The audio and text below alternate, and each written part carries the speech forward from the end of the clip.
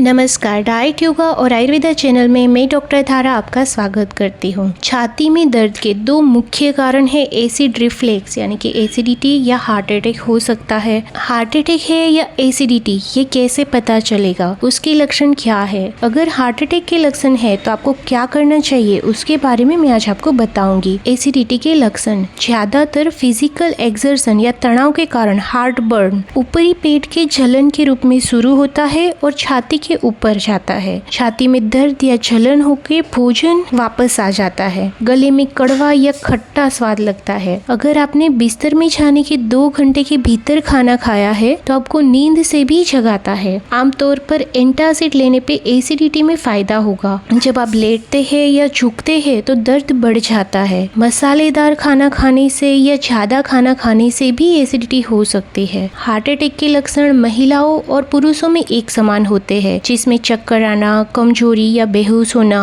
Nausea या उल्टी होना, ज्यादा पसीना आना, ज्यादा थकान लगना, बेचैनी होना, हार्ट बीट बढ़ जाना, अपच, इंडाइजेशन या छाती में जलन या पेट में दर्द होना, ठंडा पसीना या चिपचिपी त्वचा हो जाती है। उसके अलावा वार्निंग साइन जैसे कि सीने में दबाव, जकड़न, भारीपन या जलन होता है, जो कुछ मिनटों के अधिक समय तक रहता है या चला जाता है या फिर वापस भी आ जाता है। दर्द और बेचैनी शरीर के अन्य हिस्से जैसे कि 1 या 2 हाथ या आपकी पीठ, गर्दन, पेट, दांत और जड़बे में भी जाता है। सीने में तकलीफ के साथ या बिना तकलीफ के साथ सांस लेने में तकलीफ होती है। जरूरी नहीं है कि हार्ट अटैक के सारे पेशेंट में सारे लक्षण दिखाई दे, लेकिन हार्ट अटैक के इन लक्षणों को इग्नोर बिल्कुल नहीं करना चाहिए। अगर छाती में दर्द है तो हार्ट अटैक है, ये कैसे पता चलेगा। एसिड रिफ्लेक्स में बैठने या एंटासिड लेने से दर्द में आराम मिलता है। सीधा सोने या झुकने से दर्द बढ़ता है, जबकि दिल का दौरा पड़ने पर एंटासिड या बैठने से लक्षणों में सुधार बिल्कुल नहीं होता। किसी भी प्रकार की एक्टिविटी से लक्षण बढ़ जाते हैं। आपने आखिर में खाना कब खाया था? एसिड रिफ्लेक्स खाने के कुछ घंटों के अंदर ही होता है, जबकि दिल का दौरा और खाने से कोई संबंध नहीं है। क्या आपको दर्द सब जगह पे फैलता है? एसिड रिफ्लेक्स में दर्द गले तक जा सकता है, जबकि दिल के दौरे में दर्द जड़बे, पीठ या 1 या दोनों हाथों तक फैलता है। क्या आपको सांस लेने में तकलीफ हो रही है या पसीना आ रहा है? एसिड रिफ्लेक्स में सांस लेने की तकलीफ ज्यादा नहीं होती, जबकि दिल के दौरे में लक्षण आपको इमरजेंसी सूचित करता है। उसके अलावा सीने में दर्द के दूसरे कारणों में एंजाइटी अटैक, चिंता के कारण आपको डर लगता है और आपको सांस की तकलीफ होती है। इसोफेजियल मसल स्पाज्म, कुछ लोगों की अन्न प्रणाली में कसन या ऐंठन होती है, जिसके कारण भी सीने में दर्द या डिस्कम्फर्ट लगता है। पित्ताशय की थैली जो पित्त रिलीज करती है, जो फैट को पचाता है। अगर पित्ताशय की